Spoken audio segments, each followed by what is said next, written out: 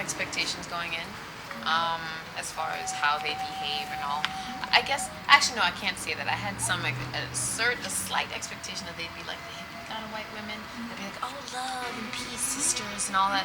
And though that's nauseating at times, I think I could have dealt with that more than their sense of entitlement. My name is Kara, and Damali talked to me a couple weeks ago about like a healing circle, like a Native American sweat, or just a sweat. The reason I jumped at this chance, even though I've never been to a sweat myself, is that I'm trying to heal and to become more spiritually centered, and this just seemed like a natural part of that process for me, and being open to doing all different types of things in order to kind of become more in touch with that which I believe is most natural, which is my ancestors and their love for me and my family and all those other things. So that's why.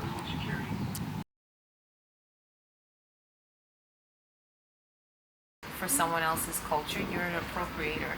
You don't get to tell people what you can and can't do. This ain't your culture. I was upset. Yeah, and Nicole was upset, and they just didn't even. This isn't an authentic sweat.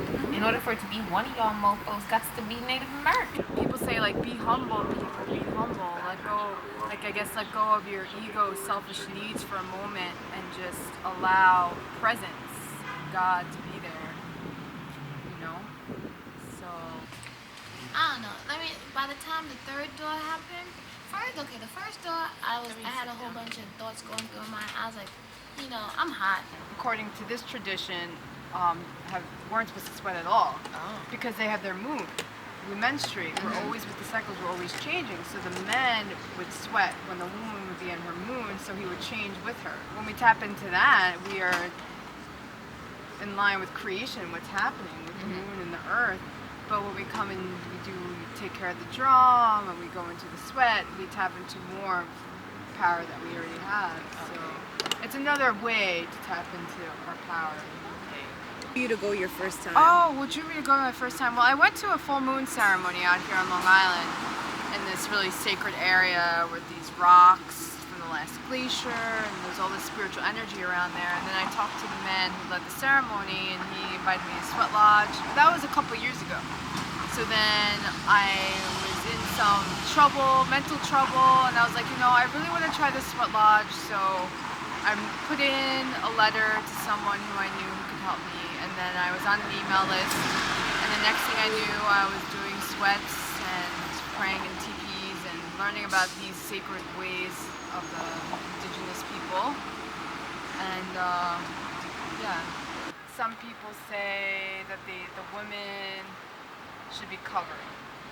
Some New Age people go in naked, but they may be disrespecting some ways. So in order to be respectful to yourself and to the earth and be humble, we wear like a dress. You want to go in with your best, you want to wear like a skirt or something to cover up a little bit, and just have the towel on your shoulders, because they say the shoulders are like the woman's sacred.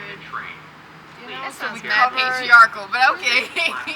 I'm not trying to judge anybody's culture, because I realize it's a very Western thing to do that to people.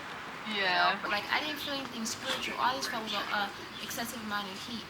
By the third door, and I think what it was that I wasn't expressing what I was feeling. So when you guys left, I actually started talking, and I wish you guys were there. But then when we started the third door, I started expressing like people of African descent, all those other things that were on my mind already that I felt had to be said. And then by that time, I was able to actually appreciate the sweat more, because I was able to get off my chest what was like in my heart. But every time I thought I was calm, they'd do something or say something that would just bring me out, and I kept praying, God, black woman.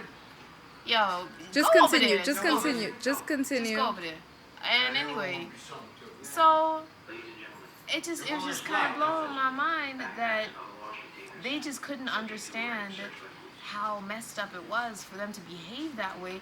Besides the fact that we were newcomers, just the whole idea of their place in society and place in appropriating this culture. It was hard for me to focus, so I didn't really get too much spiritual spirituality out of it until maybe, like you said, with the third door, where I started to speak out, and then I was able to breathe better, which was interesting. I could breathe without putting my hair in the dirt. But then after, I could sense their animosity towards us. At least maybe that was my perception of it. So how have these experiences changed you? How have they changed me? Oh man, they've changed me.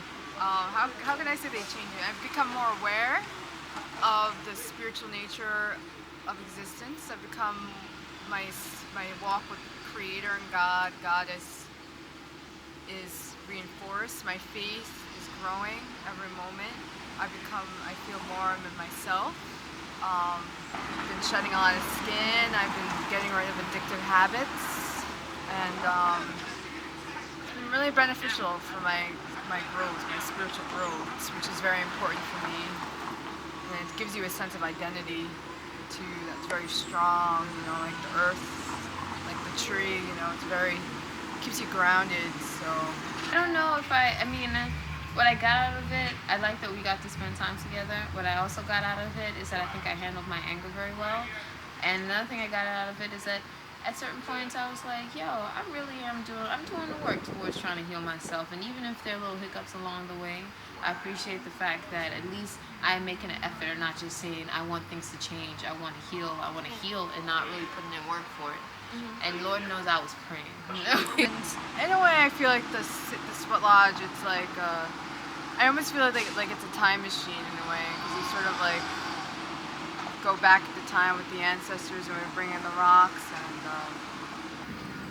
I'm very grateful having had the experience, because I now know that in that experience we can take it and really make it authentic for us, you know. And I also think that it really made me think about why the feminist movement couldn't really work here, because there's a lack of trust. You can't trust and you can't have a movement, and that's why I completely understand why there was a rift between black women and white women when they wanted to push the feminist movement, because the idea of like sisterhood and stuff like that in a society so racially divided, I don't think it's possible for these kinds of